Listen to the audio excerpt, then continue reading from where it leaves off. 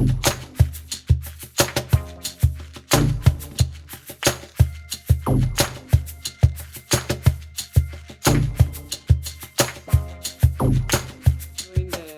the language of the king, like you said.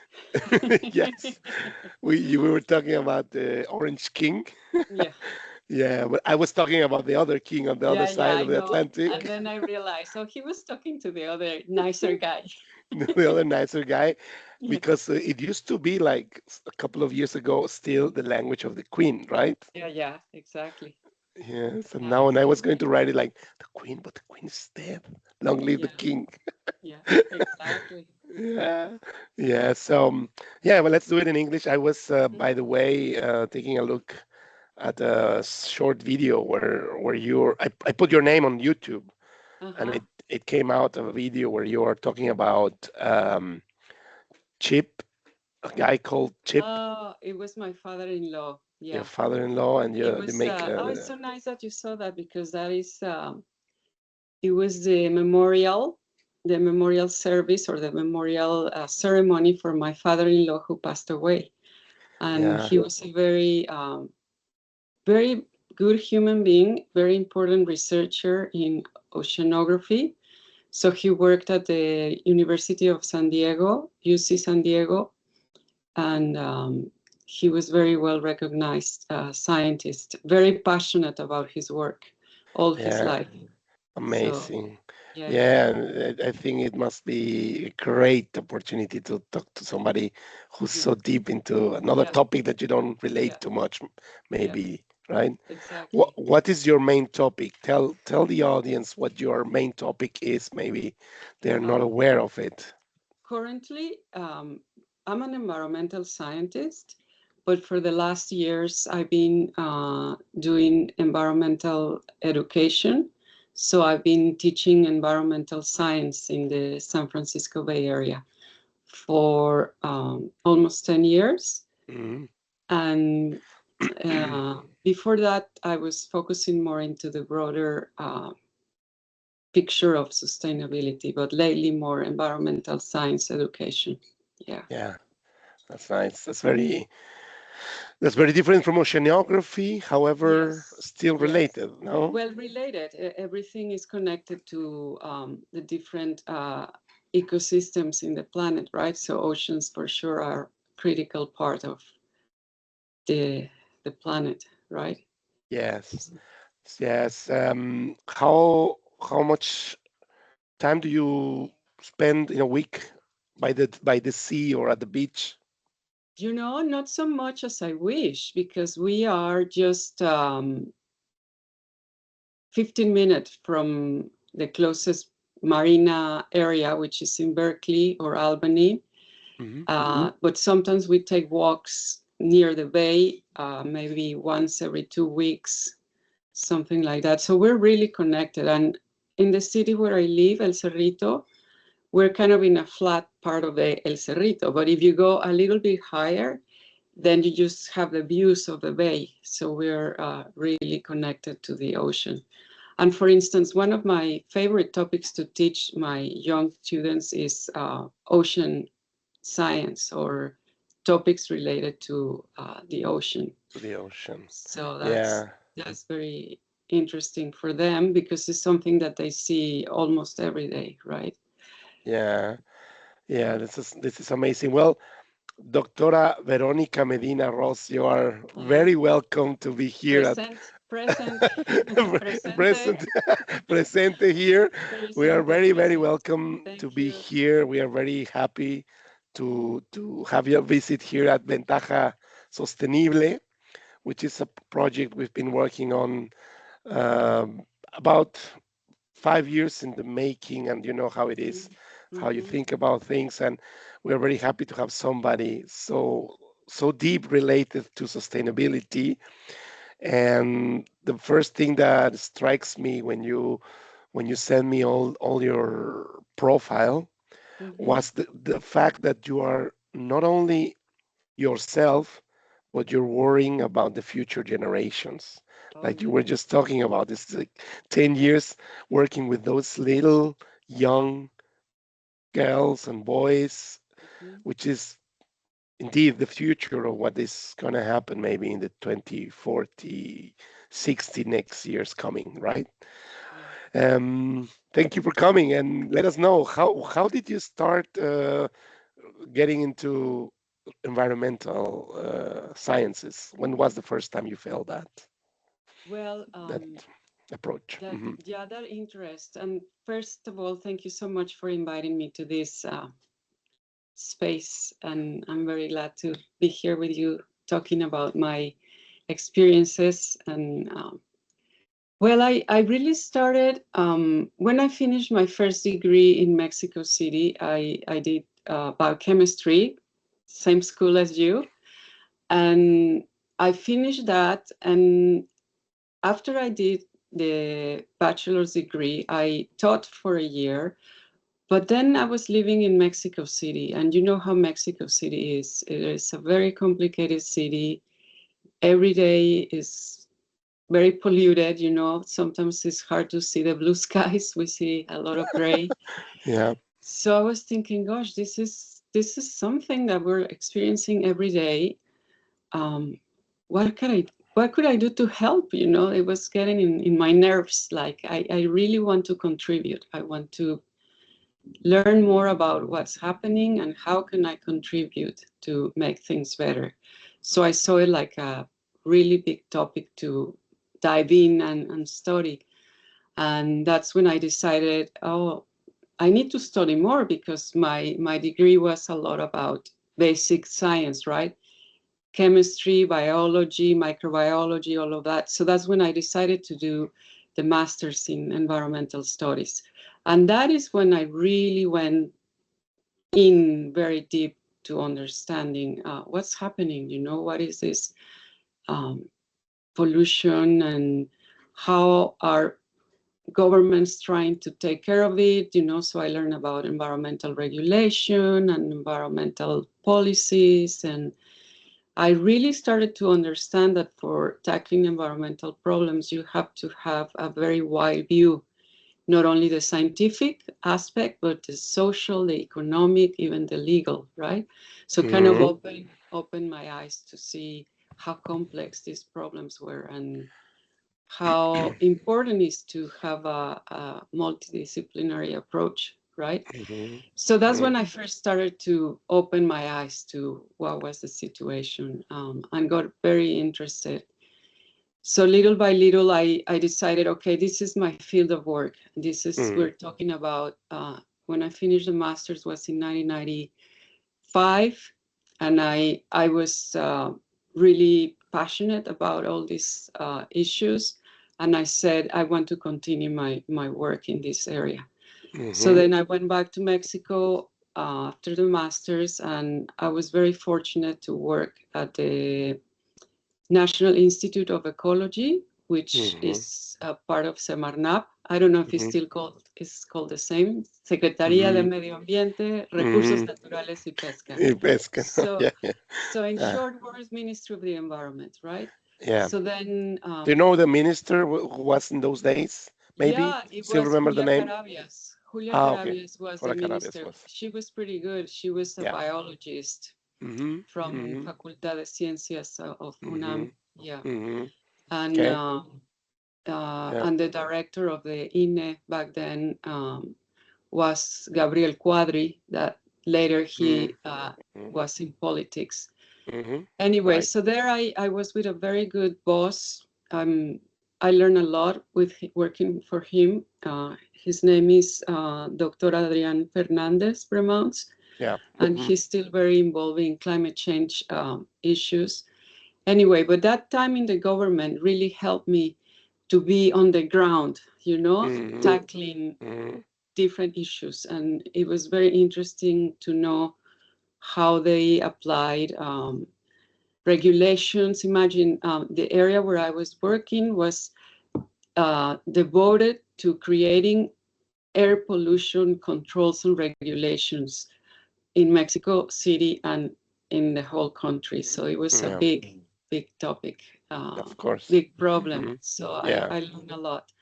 So yeah, that time of my life, I was able to get more involved into the environmental So for issues. our listeners, this was just as a reminder, this was happening in between the millennial changes, right? Like in the end of the 90s, beginning of 2000s. Exactly. That's when it was your area. But what it's striking me as you're talking is the fact that you're coming from a very nice school. I used to be in a very small private school in Coyoacán as I was in Ah, the primary okay. school. So we had a lot of friends in different schools. One of them, Colegio Madrid, which was also Oh, okay. was Yeah. very famous for its tardeadas and all these parties that Uh-huh. used to happen, Uh-huh. right? And um, the fact that in my school, at least as well, there was not too much conversation about environment, and this is kind of shocking Yeah. because as you talk about the end of the 90s, Mm. I guess that was the beginning of this new wave of, hey, let's take a look at the environment because it's getting kind of out of control. Yeah. And this is now in your present very, very important. Let me share a little bit my screen, and Yes. Ah, you were very kind to share these pictures yeah. and this other one. Yes. You are now, let's say, at the beginning of the school time with these kids, and Yeah, you're giving that's them this information like in the very early years. very early What years. a That was my, change. Yeah. yeah. It is very different. That you're absolutely right. These are all my students. They're all elementary school students, and they were yeah, back then when I mean even in the 90s, when I started my degree in the Faculty of Chemistry, there was not really a clear option to study environmental engineer or sustainability management in sustainability. Those were not non-existent. I mean, if I had that option, probably I would have studied that from the beginning, but I had to do it until the The second master. degree, Yes, right? yes, yes. Yeah, right. Yeah. But now, like you say, it's completely different. Now you have all those options. And for sure, I want to believe that in Mexico, little kids like the ones I taught, I've been teaching, have this opportunity to learn from an early age Mm, what's mm. happening, right? Yeah. And not only learn what are the problems, but what I've been trying to do with my students, or I've been working to do with my students, is to motivate them and understand that they are part of a solution, right? Because you are presenting them with very big, overwhelming problems, right? Yeah. But you can talk about climate change or water pollution or any other big environmental problem. But then you have to go narrow and tell them, but these are all the things that you can do, right? Mm, And mm, then you connect them to the possibility to say, even in these daunting problems, I can contribute to some possible action and mm, have an impact, a positive impact for a good change, a good outcome, right? yeah, So for sure. that's the thing. That's the thing that we didn't have when we were growing up. We saw all these problems, but nobody really explained to us, this is what's happening, this is how you can contribute to make changes, right? Yeah, yeah. As you're speaking, I'm thinking about myself when I was in those years, and I'm saying like, in those days, what was my goal going to school? Having a good time, having my, like in German we say clique. Clique is like Uh-huh, the people you uh-huh, relate to. Yeah, your clique is your group, your uh-huh. band, your whatever. I don't know the Mm-hmm. expression in English, in American English, but um, as long as you're good with them, you're happy going to school. Yeah. So, but yeah, there was no motivation other than that. Maybe, yeah, you learn here and there. But with the time, I realized how important it was learning like natural sciences or English, of course, Yeah. and all these other things. The relationship alone, the relationship with the different points of view was very nutritive, Yeah. very nice for Nurturing. Yeah. nurturing for development. Yeah, Uh-huh. thank you. And I think these guys you got in school are very lucky to realize that. Many parents today say, "Oh, but the kids are so intelligent nowadays. They understand everything, right?" Is it true? Do you have that feeling as well that kids today grasp a little bit more than we used to in the Uh, in I'm our not generation? sure. I'm not sure if they're more intelligent. Maybe they're more exposed to information because, for instance, they have the internet, right? So Huge change. and so there are a lot of they have a lot of exposure on different topics that maybe we didn't have if you were not aware and then you went to look for them and read. But here is just like bombardment of information, right? Mm, But sometimes what I think is that you have to give them the correct information, right? You have to really make them understand what is true mm, and what is not true and give them the real facts, right? Because when I start, for example, teaching my young kids about climate change, I tell them, who has heard about climate change? Oh, yes, everybody. But when I ask them, what is it? They tell me things like, no, no. They start to talk about, oh, yes, it's the ozone layer that has a hole. No, no, no, that's a different topic. That's a different problem. So you really have to go back to the basics. Okay, let's start.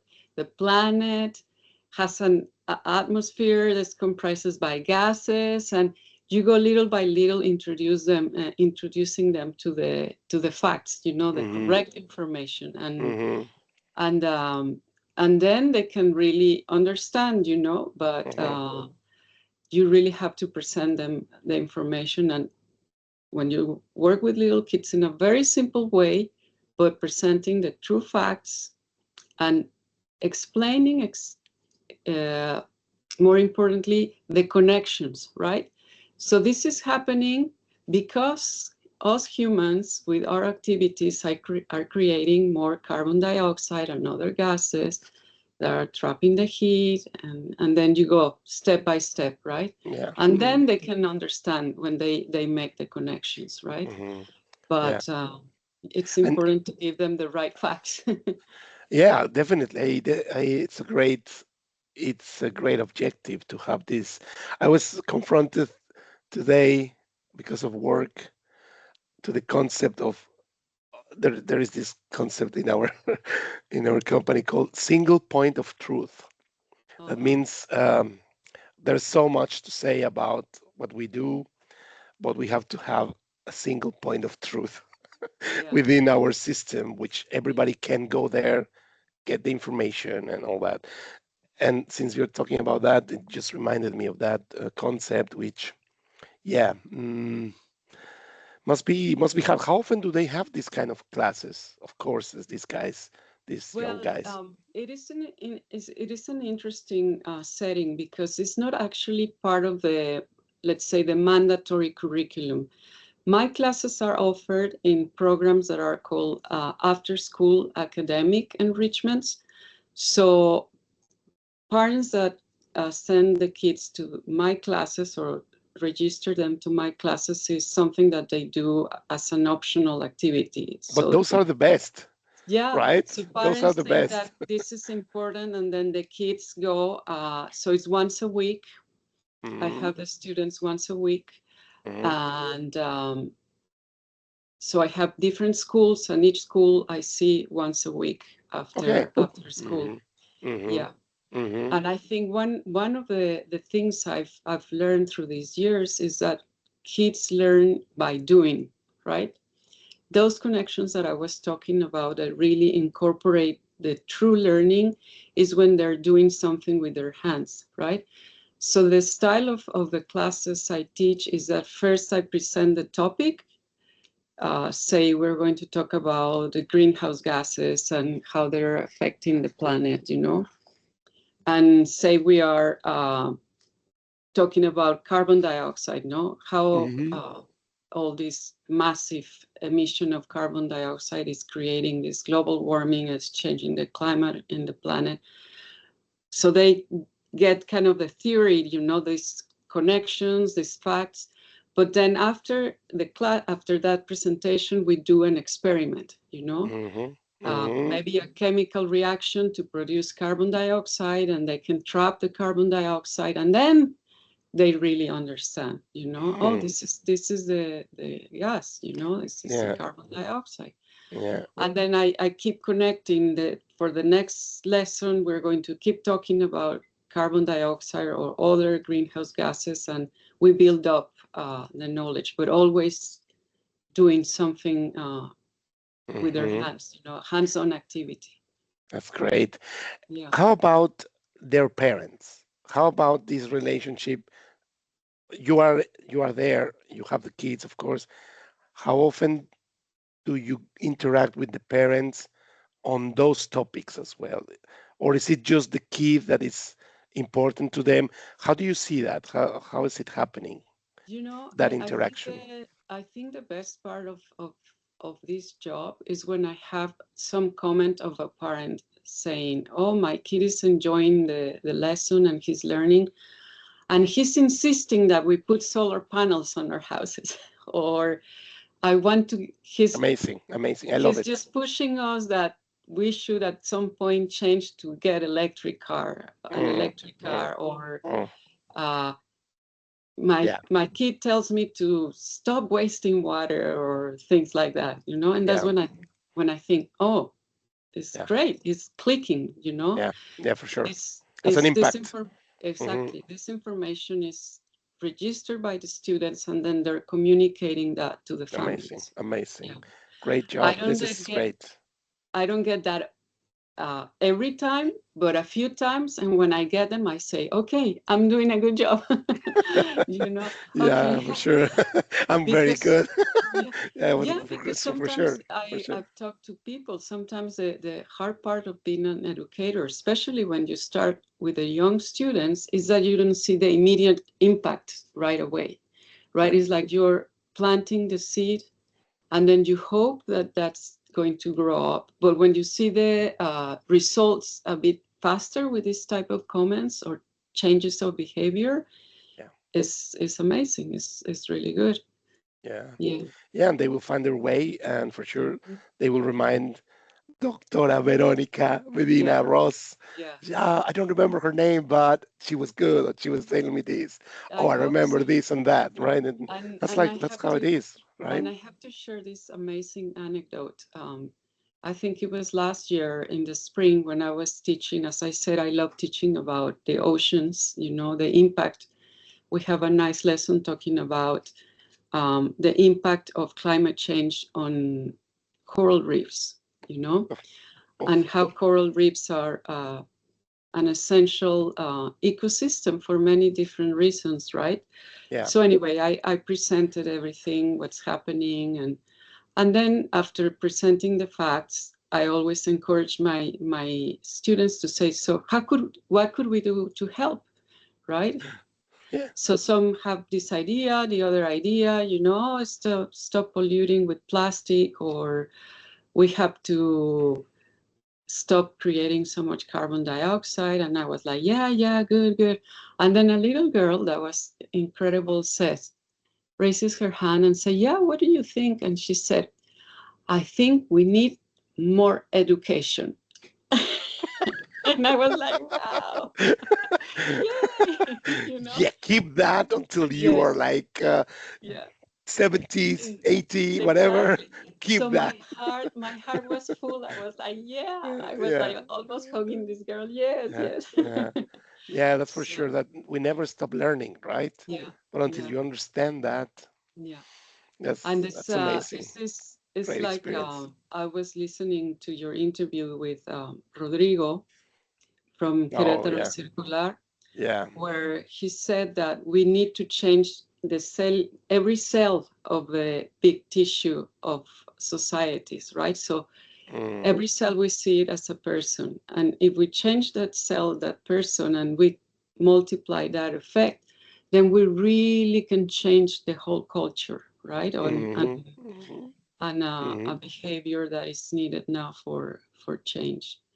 I mean, we have product placement for whatever stupid product in I don't know, whatever massive communication entrepreneurship.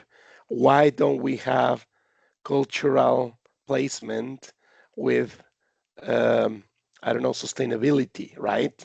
Like even if we're talking about Frankenstein, well, he should be like separating his garbage. I don't know, some cultural placement. But maybe that sounds too much of a topic, maybe stupid way, but we're saying it here. Don't worry. Yeah, but it should. How otherwise are you going to do it, right? Yeah. I mean, in Germany, everybody knows. Maybe it's wrong that I say it, but if you see a car in the autobahn, the famous autobahn, and you see trash coming out of the window, you know that guy is not from this country, right? And it says so much about how much work to do is out there in terms of education. Yeah, but a lot, yeah, everywhere, yeah, everywhere. yeah. We need But more good education. ideas are running and are flooding. The thing is, who's doing them? Who's carrying them out, right? It's always like that. If you have a good idea, you really need to go and work for it, and it's not easy, of course. Yeah. And in terms of education, I think that, for instance, in this country, in the US, there has to be a big change in the system of how they educate. We educate young people, because a lot of focus has been put into reading, writing, and mathematics, arithmetic, but very little science. And that's a very important topic, because within science, you could incorporate very easy issues about environmental problems, or even sustainability connected maybe to the social sciences, but it's not done. So has to be a big there has to be a big shift on how the system of education works. Yeah. It's a complicated topic. I mean, like we say, you can find a Coca-Cola in the middle of Nepal, up up in over 8,000 meters high, or in the desert in Antofagasta in Chile, and this lack of information, how to spread information, and which is just monopolized in somewhere, is just a fact. It is as it is, and then it should be shared because we want to reach as many as possible, right? But it takes money, it takes experience, it takes connections, it takes a lot of hard work, and yeah, it's these are the topics we have to convince the new generations that we have to keep on working on it. Yeah. Exactly. And at the end of the day, when you educate these youngsters, you in a way, or at least I hope that I'm creating good leaders for the future, right? Leaders that are going to care for the planet, and care for the social well-being, and fair distribution of economic resources, which at the end of the day is sustainability, right? Is when you have that balance with all those aspects. Definitely. Yeah. Yeah, we need that. What I see is that mm, when we compare before Mexico and the pollution and all that, mm, Mexico City, there was a time I left Mexico City in 2005, I would say, but I've been coming back regularly, yearly, since 2000 and I would say 2009. So I spent actually just 3 years outside of Mexico, and then I came back, bam, bam, bam, every year. And today, when I come back, I notice a lot of development in many areas. Mm-hmm. There's a lot of investment, at least in Mexico City, in Mm-hmm. terms of, I don't know, since you can talk about transport, there's a lot of people moving on bikes, not motorbikes, but just traveling around the city on bikes and all that. But the truth is that it looks more polluted. The air pollution is been on a rise since a couple of years, and we have already been better, which is it Mm-hmm. means something has been stopped from being done, and it's a little bit of a shame. And yeah, creating the leaders. What I was talking about is that sometimes the reference that you have around are not going to be found somewhere else. Mm-hmm. In terms of California, this is like so famous to be a thriving spot in the world for many Yeah. things, right? Yeah. People talk so well about the Bay Area. Yeah. How do you see that? Do you have more access to information? Is it the people? How is that happening there and not in all the states, on all the United States, I mean? Well, I think that it is a combination of things. I think that for on one part we have strong leadership, like the government of California is always been at the forefront of pushing, let's say, environmental regulations. Hmm. And I remember when I was working at the government in Mexico City, my boss used to tell me to say when we were designing regulations or policies for Mexico City, he would tell me, "Look what they're doing in California," and Hmm. that's Hmm. what we're trying to aim, because that's the Hmm. strictest regulation. So they have a very uh, progressive. We have a very progressive government Hmm. that is always looking at how to protect the planet. And the other big part is that we are in the center here, at least in the Bay Area, of where technology uh, Hmm. is Hmm. rising, right? Yep. So this is the place where electric cars are booming, and we even had a period where hydrogen cars were trying to be pushed to be used. So always taking advantage of the big technology and the big progress in technology that is happening here, right? And then thirdly is just the people. You know, the people have a big openness and big sense of the importance of protecting natural resources. Maybe it's because we're surrounded by them, right? Hmm. In Hmm. this area of California, they've been very proactive in having open spaces protected where nothing can be built.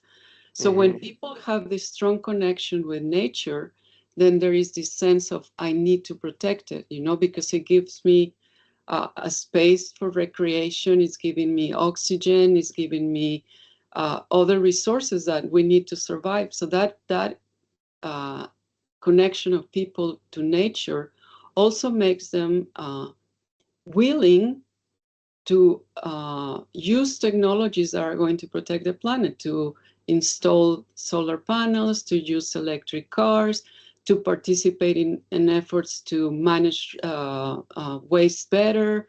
So you really need the citizens to get Hmm. involved in all these, Hmm. so in all these solutions.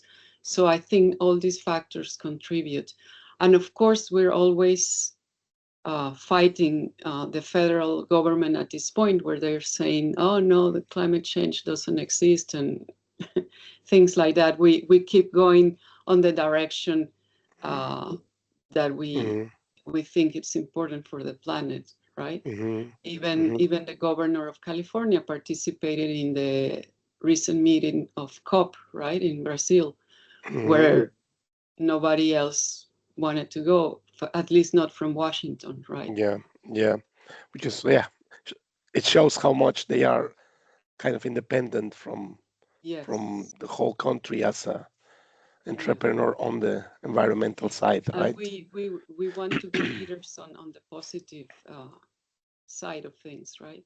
Hmm. Yes, definitely. Um, how I see it, at least, again, repeating myself with the German point of view, is that as long as you don't have the legislation that allows you Mm-hmm. to kind of introduce your produced energy into the network and you Mm-hmm. get savings out of that, nobody is willing to invest, which is Mm-hmm. why the government here in Germany is always putting a big chunk of money on the side of the people who want to invest on solar panels, or as a community you can put a Yeah. windmill system to generate your own electricity, because Yeah. the law is going to allow you to sell, and in Mm-hmm. order to do that then you can invest or Mm-hmm. take credits, and then you will get your money back in within 2 years, and then you are not spending as much, and you're generating a secondary source of energy, which is not Mm-hmm. coming necessarily from atomic or water or other sources, like in the case of the US, as we know, a lot of fracking, or in Mm-hmm. Canada with their Mm-hmm. gas. We don't have too much gas here in Yeah. Europe, and Yeah. it's a very that it's what is driving all this legislation and all the economy Yeah. on that environmental technology. And at the end, it becomes again a political game, because Yeah. nowadays the Green Party in the at least in Germany is not well seen in the last Mm-hmm. years. Mm-hmm. But if you think about it, since the 90s, the Green Party in Germany is responsible for all the environmental advantages that we have. Call Yeah. it solids, call it air, call it water, right? See. So Mm-hmm. it's a very interesting conversation on that side. Yeah. I hope we have a lot of comments from our visitors, Yeah. because yeah, we're talking about all these important things, the new Yeah. generations, what is happening, what Yeah. needs to happen with legislation. Exactly. Your legislation in California is an example for the world, as you were Yeah. saying. Yeah. Yeah, we invite Oh, everybody it's to take a look at it. exactly the leaders of many issues. Yeah. hmm by the way, there are many fires in California, right? How far Yeah. are you away from that Well, we when it are, happens? there was, in just when we were beginning the pandemic, I guess, September of 2020, all the San Francisco Bay Area uh, had an orange sky because of the fires that were pretty near us.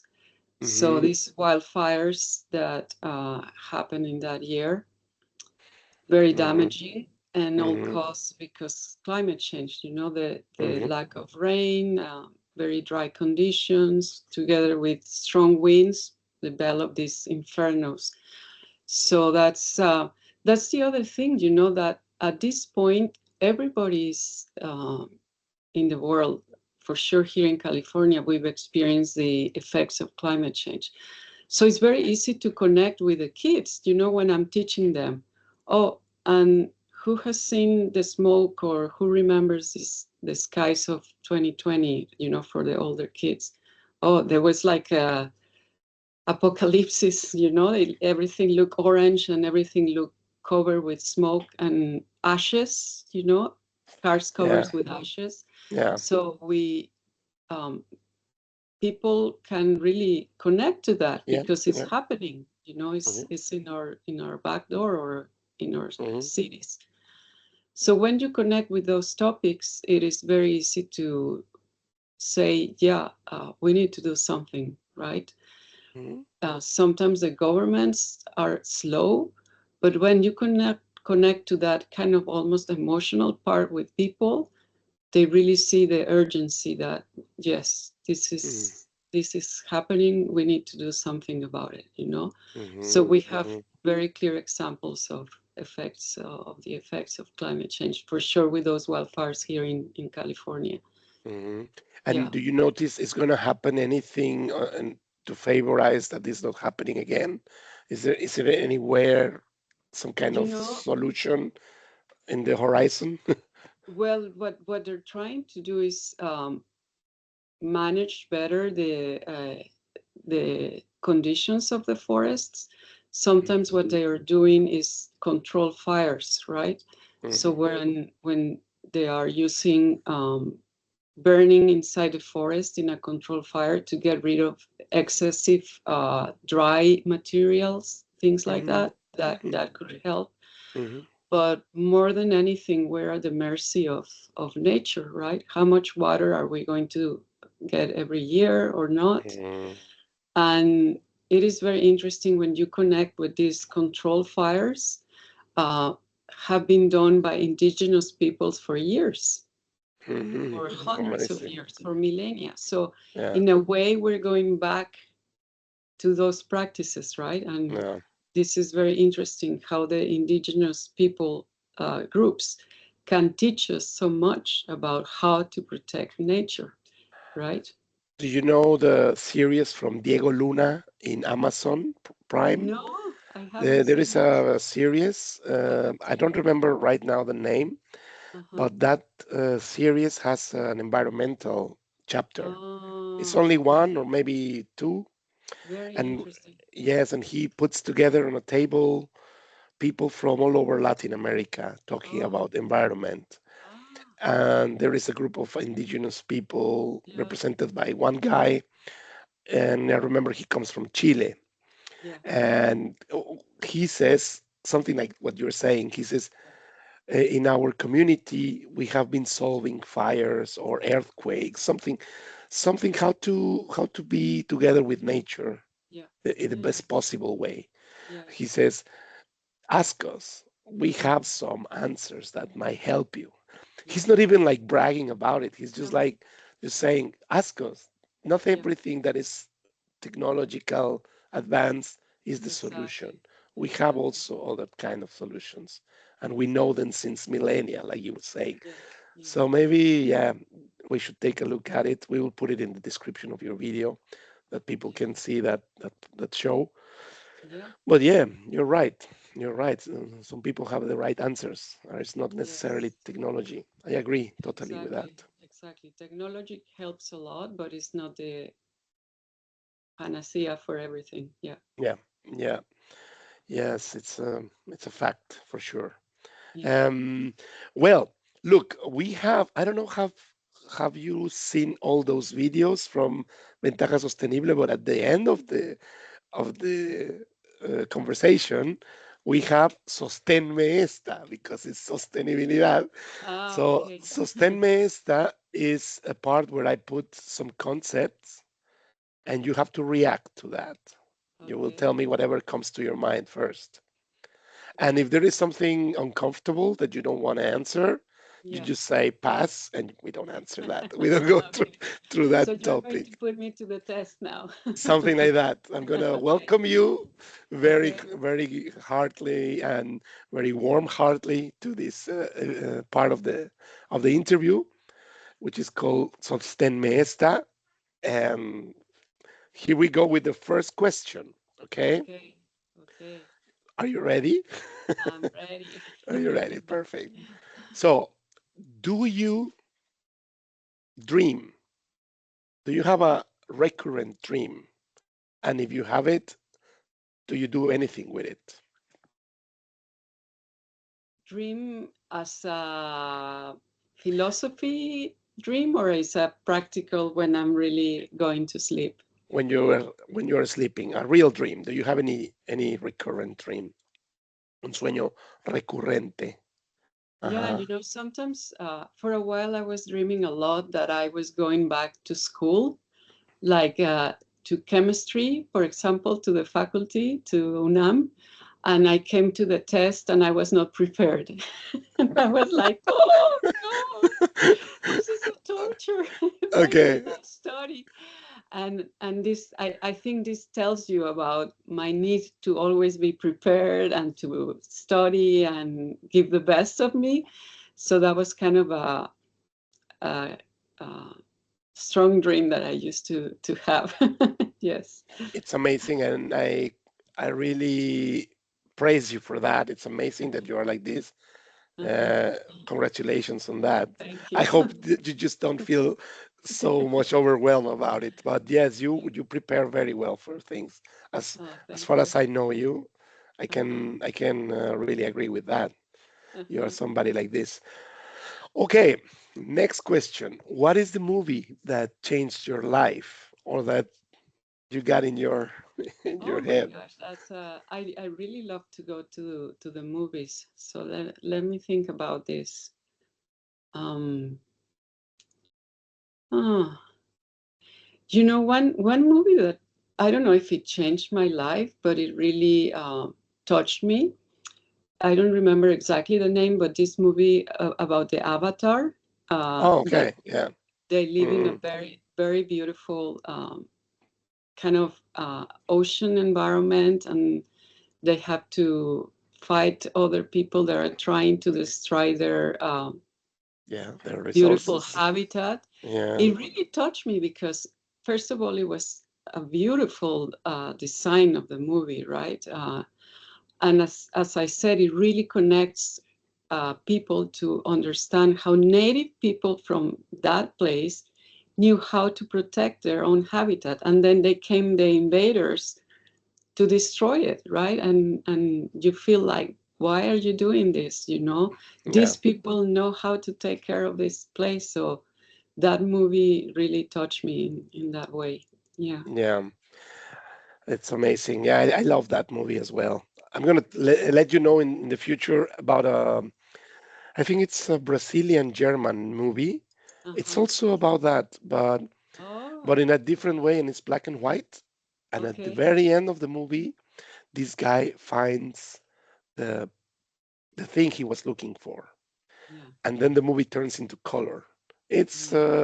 very well done Yeah. as well. Please recommend it to me. Yeah. I'll send it to you. I'll put it here on the Uh-huh. description of your conversation. Yeah. Okay, very good. So we have Avatar. Do Okay. you have any comments on abortion? What is your Yeah. point of view Well, on abortion? yeah, it's a very big topic here in the US. It was recognized by the Constitution in the US that every woman have the right to free and safe abortion, and that legal support for abortion was turned away in this country. So we kind of stepped hundreds of years back. And I believe that yeah, it's terrible. I believe abortion is necessary because it's a reproductive right for women. Every woman has the right to decide what's best for her, and it's best to provide it in a safe manner. Mhm. So yeah, I support abortion, and I wish that in this country we're not at this point where we had made so much progress, and now we're back where the offerings to have safe procedures are taken away from women. So I think that's really sad. And reproductive rights, I see them as human rights. So I hope that in the future we're back to that protection for all women, right? Mm, Yeah. yeah, this is terrible. Yeah, I didn't know that it Yeah. was a This ban happened. again. This happened three years ago. So now it Mm, goes state by state. There are some mm, states that support it and some states that do not. So many women that do not have access for safe procedures in their states, they travel to other places where there are coming more and more limited the yeah, options for mhm, women. Yeah, yeah, and then you will only have the, a very narrow range of women who will do that, and yeah, a bunch of them that won't, and it's terrible. exactly. Yeah, terrible. What about your approach to religion, if I may ask? Do you Yeah. have a belief?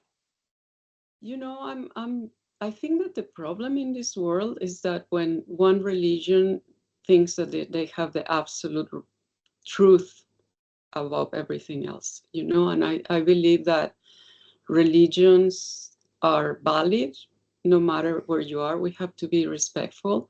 And I believe that religion, you can have a religion or not, and it doesn't make you a better person. I think that, or not, I think that spirituality is independent from religion. You can have a spiritual path without having a religion. But I respect all religions, you know. I was raised Catholic. I was used to practice a lot, but recently not so much. So I could go to church sometimes, or I could sometimes go to the forest, and that's where I feel closest to God, you know, or in nature. So one thing is independent from the other. I wish that in the world we had more tolerance, you know, to the beliefs of everyone. And What would you say we are not tolerant we're not, as a species? Is it, yeah, as a yeah, species, you know, many of the wars right now are caused because of religion, right? Because the Jews are so strongly married into their own way of seeing God, or that they think that the Muslims are wrong, and then they start to fight. They've been fighting forever, you know. So there is no tolerance to accept. Okay, they practice this way. They view God in this way. That's fine. I do it in this way. But we are human. At the end of the day, we have to understand that we are all human, and we have the right to practice religion or to have the beliefs we have, no matter what. And you don't have to impose other people what you believe, right? You just have to respect it, and maybe we would have less conflicts in the world. Yeah. and following on that, through this next question, what inspires you waking up in the morning? What makes you go for it when you wake Yeah. up? Yeah, you know, and I think I mentioned this in my script, in the questionnaire, that sometimes the problems in the world can be very overwhelming, right? When you wake up and there are so many Yeah, problems, you know, the wars or climate change or poverty, it feels like, oh, you know, I'm not doing anything to help. You know, I'm not big enough or strong enough or have the capabilities. But then I think about these two beautiful quotes, right? The one that I love is this of Desmond Tutu, the South African priest that helped unify South Africa after the apartheid. And he says, do your bit of good where you are. It's those little bits of good that overwhelm the world. So no matter where you are, if you do your the part. good, your little part, your contribution, it's all these good contributions that add up and help change things. So that's kind of my motivation, right? All I'm right. going to do what I can today, my bit of good, Yeah, and hopefully there are a lot of people like you, like many others around the world doing the some. breed. Yeah. Exactly. Or the other one is of Jane Goodall, right? You cannot get through a single day without having an impact on the world around you. What you do makes a difference, and you have to decide what kind of difference you want to make. So every day you have to wake up and say, okay, what is the difference I want to make today? Very linked to the other quote, right? I want to do my difference today, but by participating in this uh, Yeah, in this project, interview, in this and later interview. I'm Yeah. going to later I'm going to do my teaching, and Yeah. maybe another day I'm going to be dancing and giving the joy of dance to the community. So Yeah. there is always good that you can do in your work, in your personal life. So you have to Mm. decide what is the difference you want to make. So that's how I wake up and motivates me to keep going. Yeah. I love the quotes, and it's I thank you for sharing that. Yeah, Remember that the objective of Ventaja Sostenible is also to those guys who listen until the end to find a way to feel better, that they can approach whatever they want to approach and do something yeah, which interests them a little bit better. And I think yeah, your quote, I think what you just said is just amazing.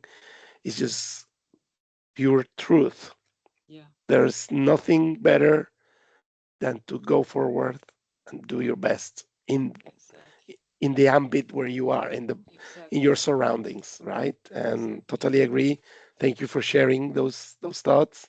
I hope Yeah, they are going to help not only yourself by saying it again, and not only me, but the guys listening to this conversation, which I yeah. thank you from the bottom of my heart. It's really nice Thank you. Thank you. making it here in English with you. It's amazing. Also, I hope we can have more reach with that. It's a Yeah, great way, the language as well. So, yeah. anything else you want to add up to close our nice conversation? Well, I guess is that anything that you put your desire, your dreams, they're always possible to achieve. You know that sometimes you have an objective that looks like, oh, but I'm never going to achieve this. No, it is possible, you know, with perseverance, with work, with connections. I think human connections are very important to achieve objectives because no matter what you do, you always need other people to help you in the way. So keep those human connections going and do your little bit in the world and don't lose hope. You know, we have to keep going.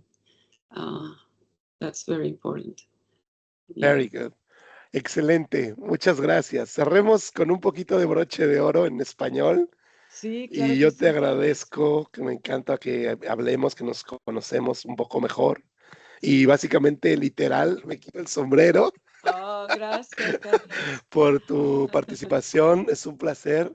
Creo que era un poquito también el gag de usarlo así toda la Sí, tarde y yo siempre quiero tener sol y estos últimos días han habido solo nubes, ajá. pero este tipo de conversaciones son realmente un sol para mí y me llenan de Qué energía bueno, Carlos, me positiva. alegro. Te agradezco Que mucho. siga el sol interno ahí brillando, ¿no? Exactamente, eso es lo que nos Y con el deseamos. sol de las conexiones, de lo que vamos nos vamos retroalimentando de las otras personas, profesionales, Sí, eso nos motiva a seguir. sí, sí, así es, así será, además. Te agradezco mucho. Excelente. De Bueno, pues nada, con muchísimo gusto. Fue un placer, Carlos, y sigamos también en para mí. comunicación. Claro que sí, Verónica. Un abrazo hasta Cuídate. California. Hasta Alemania. Cuídense Gracias. mucho. Tú Bye. también. Bye. Bye.